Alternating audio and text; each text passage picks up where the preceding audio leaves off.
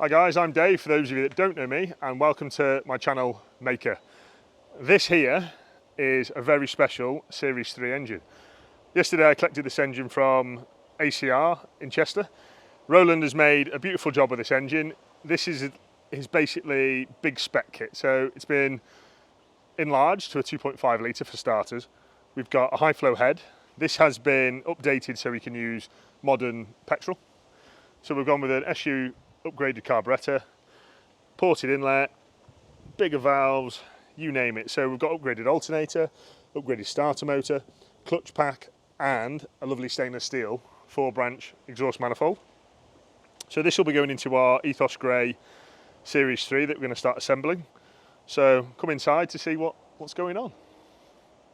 So what we've done here is we sent all the galvanised components from the Series 3 away to Shropshire Galvanizers, and I had to ask the head guys if they would make an extra special, courtesy and care and looking after these bits. We've got a couple of things that have been bent.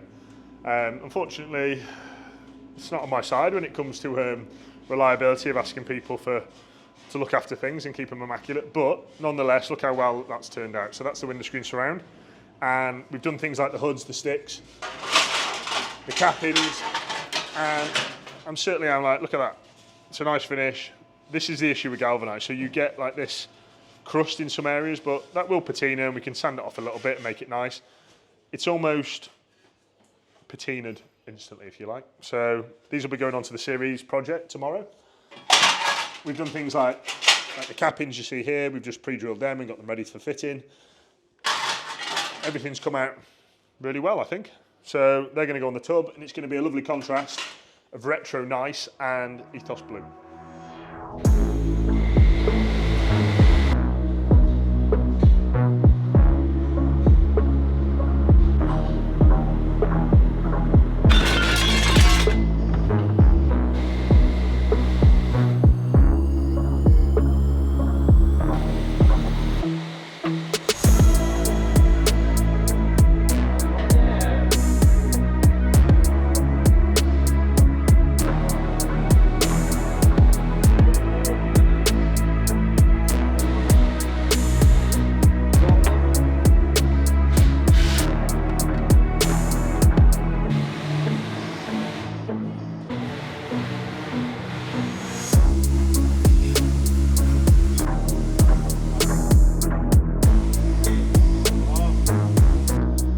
So for those of you that have watched our previous videos, this is Project Christine, and it's come back in for a quick check over. And while it's here, Tom asked me, he said, Dave, he said, she doesn't stop on standard brakes. And I knew it wouldn't stop, but at the time, we kind of maxed out Tom's budget, and he said to me, he went, I'd really love some front brakes. So we've given him these. Come and check these out. So we've gone with their AP, but there's a twist with these brakes. These are Maclaren spec. So these are what they've run. I think it's on the 7005, don't get me wrong. So we've asked a good friend of ours, he's made the bells, bracketry, to make those work on a Defender, and they are really going to help him when it comes to stopping. So Tom's looking forward to getting this back, and what we've also done as well, we've got a full Pioneer stainless steel brake line kit. I'll show you in here. What we've basically done, we've got rid of the single servo, because this car hasn't got ABS. You'll notice there's no ABS module because it hasn't got it. So we fitted a later style, this is the late TD5 pedal box housing with the billet spacer here. These are available from Loft Clutches if you guys would like to have one. I believe Luke also sells the servo units if you need one of those. We buy them direct from manufacturer, obviously to get tossed down. So this is you see these here? This is the stainless steel line kit. I believe Pioneer offer a serious guarantee and warranty on these. They're a fantastic product, and they're so easy to fit. That's what we love about them. And you basically, because they're flexible, you can run them in the car. There's none of this bending around tight objects. As you can see down there, everything is very tight. So you see there, snug fit, but we love their products. They make a cracking job at Pioneer, and we'd definitely use them again.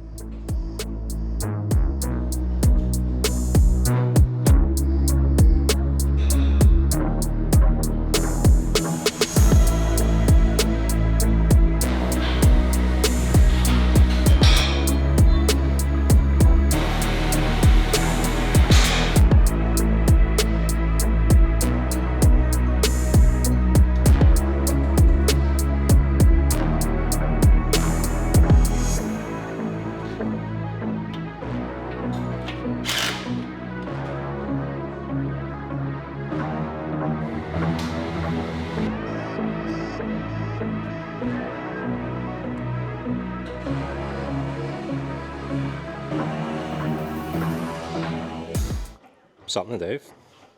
So what we're doing here, this is, we're basically going to give this car a stage 2 remap. So we fitted a full turbo back stainless steel exhaust system, 3-inch from the turbo back to basically unleash more power. So I gave Gary a call at Alive. He's currently modified his file, and I'm literally loading it back up onto the car. And then in about a minute, should be stage 2 worthy, if you like. So for any of you that want a power upgrade, we gain about 30 horsepower last time we checked. And it's really noticeable on these 2.2s, a software upgrade as well, because I believe the factory software is not that great. Like you end up with like kangarooing kind of effect. And when we map these 2.2s, they actually respond very well. Okay, so what can the customer expect from this remap? So I want to say there's like 3 good things. So drivability, so he's going to get improved torque, definitely more performance, so you can stay in a gear for longer because of the torque gain. And we've actually seen really good results from economy as well. So, you know, people gaining like 15% better fuel economy. So an extra, 50 miles to the tank maybe in some circumstances, depending on how it's driven. For me, what I have noticed since we've been using our live products is the ones that I've remapped, they don't blow up. The ones that are in standard form, I seem to find that we've got issues and injector issues and the engines have actually failed. That might just be me thinking that, but I honestly think that the ones that are remapped, customers leave here with a smile on the face and the car goes a lot faster. So win-win.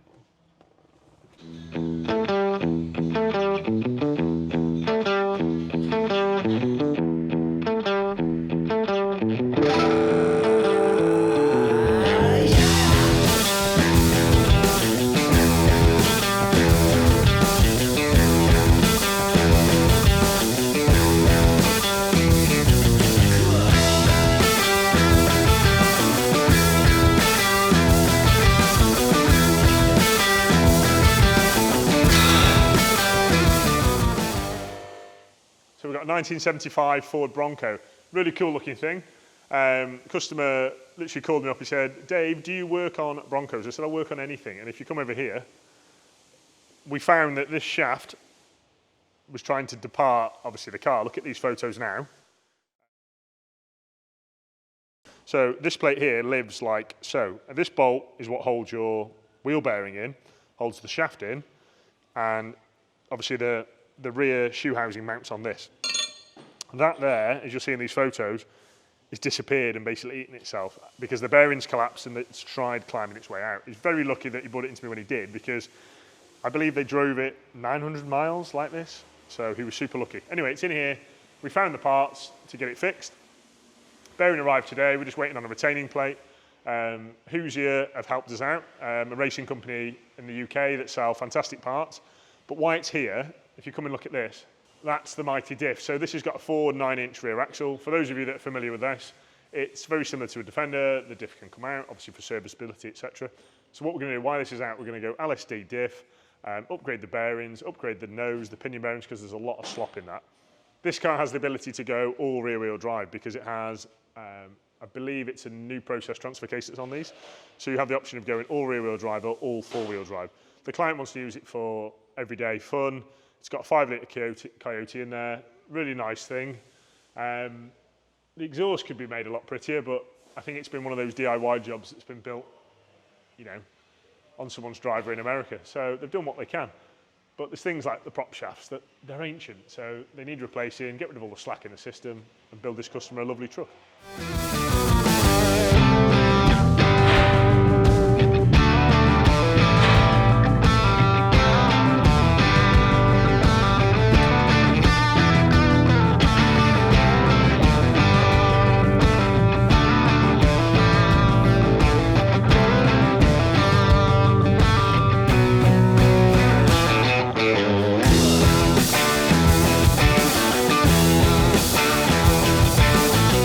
So this is project Y LS3.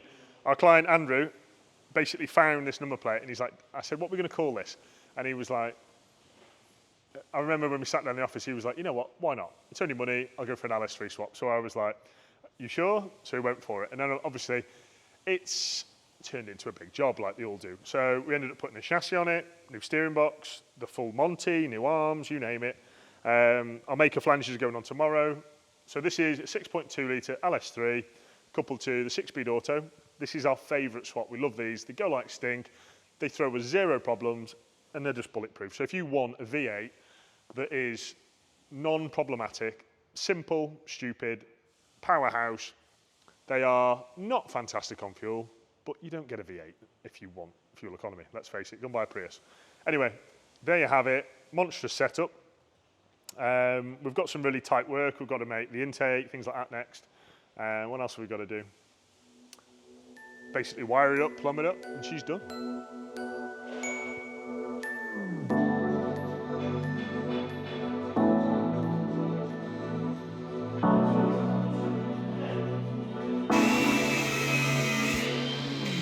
So, Project Kagney is now alive.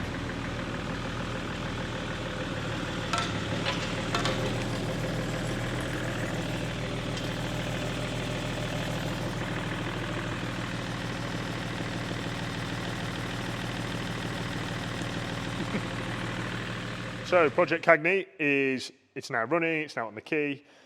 You'll see all this nice pipe work. Pete's made a fantastic job of all these lovely bends. Lots of people have been asking me about, can they buy these bends, right? What I need for you to understand, guys, is that in order to buy these bends, you need my mount kit. You need what cooling kit I'm going to use. They're not just universal. You can't bend a stainless pipe and expect it to move. So if you need my pipe kits, guys, please buy my engine mounts, buy my cooling package, and I can give you everything in kit form. But we almost need to mock it up in the shop first. So please respect that. If you come around here, this here is something I'll be offering soon. So what you see down there is an E90 turbo that's found on the BMW E90. This is an E46 engine, and we've worked out all this pipe work. This is an OEM pipe. I'm not going to tell you what the part number is because that's for me to know and you guys to work out for yourselves. So you're not seeing that part number. So what you'll see is E90 turbo. We've basically made a custom oil return, custom oil feed, all stainless pipe work. You'll notice the turbo is sat cocked a little bit. We have to cock it, guys, because where the steering box is to miss like clearance, etc. And what we've done, most people have recognised this pipe here is normally rigid. We've made that in stainless braid. That is the diverter that goes from the top of the pump to the bottom of the pump. What else have we got going on here? We've made some custom engine mounts because this is the 6 HP automatic box that lives behind the BMW. Here we've got a gigantic aluminium cooling kit. Thanks to AliSport, they made a fantastic job of that. And if you come around here, this is the first car that we fitted the Bilstein 2.65 pre-runner shocks to a car with air ride. And of course, this is going to be a 400 horsepower car. We've gone with our big brakes, which is a must for any car in this kind of territory. So we've got things like the handbrake assembly's got to go on. We're just going to finish the wiring. What else is happening? If you come here, Ben, just check out these beautiful window blocks. We have just had a resupply of those, so if anyone would like a set of them, I might put a deal on for you.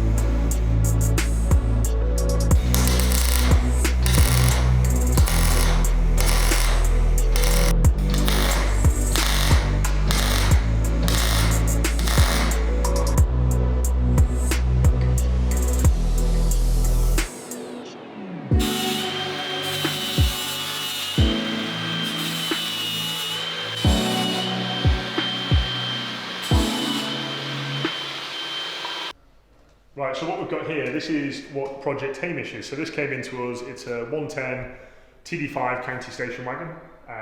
Greg that owns this car sent it down to me and he said, Dave, he said, I've shipped you my car, I want you to tell me what you would do to it and, you know, what you'd find, etc. And I'm glad he did. So the car came in very clean, so we looked underneath it and we couldn't really find a great deal, but it was covered in my best friend, Mr. Waxwell. And somebody had hidden a multitude of sins, you know, there was like rust here, rust there, we've had to put 2 new outriggers on it, we've had to put a rear cross member on it. As we were lifting the body off, the inside of the body mount at the back was all corroded, so that's dropped out.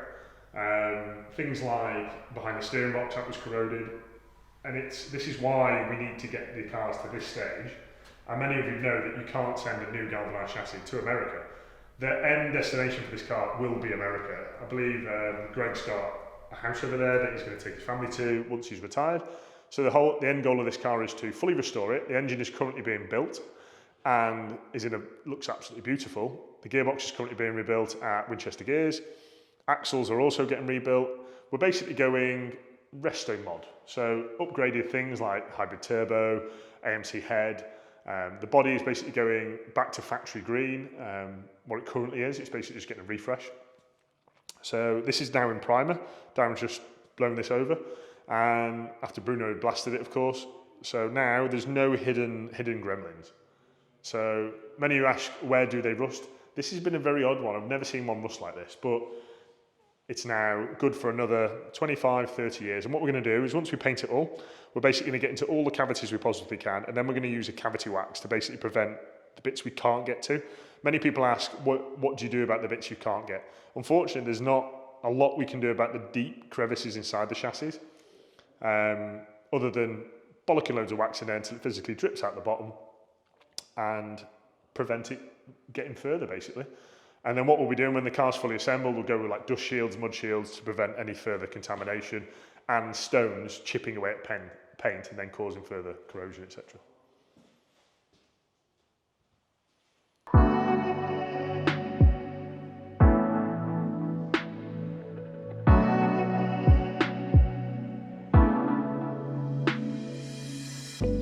So, an update on Project Precious. So, Project Precious has grown legs again.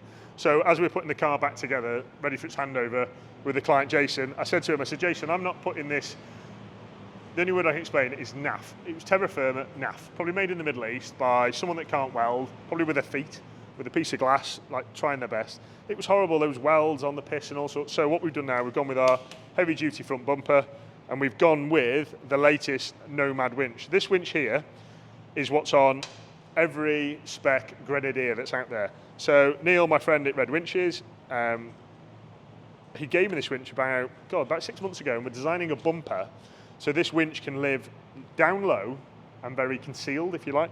You'll notice that this is very stumpy, and the reason why it's stumpy is Neil had the challenge of fitting this winch in between the chassis rails, hidden out of sight on the front of the Ineos Grenadier. And I think that's probably why it's got that big ugly front bumper that's not attractive in my opinion on the front of that Ineos, but it's probably there for public safety and EU laws and all that kind of thing. Another good thing we've installed, these are the latest LED lights. These lights are from ORE Engineering, Oak Ridge Engineering. Fantastic lights. We do stock them if you require them. We're going to go with our vintage headlight surrounds just to go back to then classic looks. And if you come in here, you'll notice these turret tops. So custom made turret tops. We had to do this to house the top of the 2.65 pre-runner shocks because they're so big. The standard ones don't fit over them, so we've had to do that. And then you'll notice as well, the engine bay is getting cramped and cramped and cramped. So this week we fitted things like the air conditioning pump, that's gone back in there. What else have we done? This car is basically ready for tuning, so we've got Glenn from GKR Tuning, he's coming here on Tuesday, and he's going to do the final tune. We've got a bit of the headlining to finish, and then it's going back to the customer, and this is having an overlanding, like drop-on module body that goes on the back of it. It's going to be a fantastic thing. Come look at this. So that's why it's so jacked up right now. So this is going to have, I think it weighs about a ton. So that's going to drop in the back, and it's going to be one of the ones that comes over the top. And then we're currently designing a laser bracket here to carry the 48 laser light. So yeah, it's coming together really well, and I hope the customer loves it as much as I've lost stress and hair and probably years off my life, because getting this right and getting the door gaps right, like look at this, this took a long time, but now it's perfect. Door gaps are right, top seals are right. And if you want me to do one, ring someone else because I'm not doing it.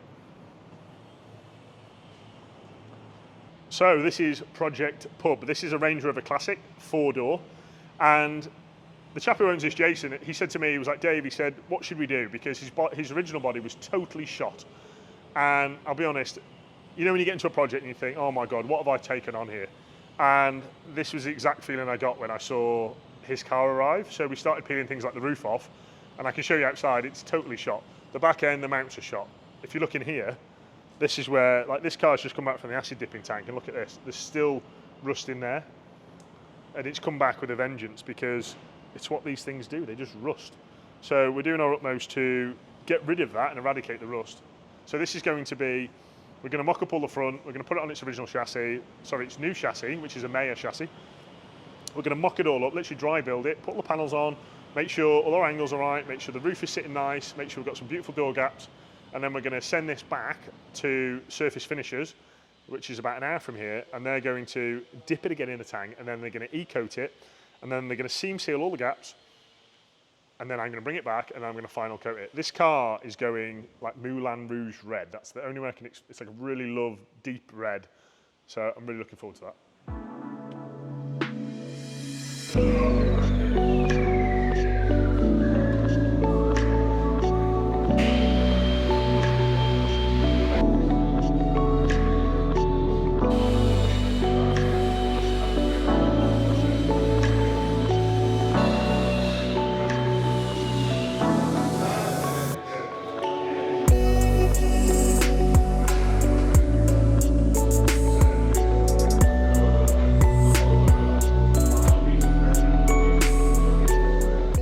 So this is Project Pub, or should I say this was the original Project Pub.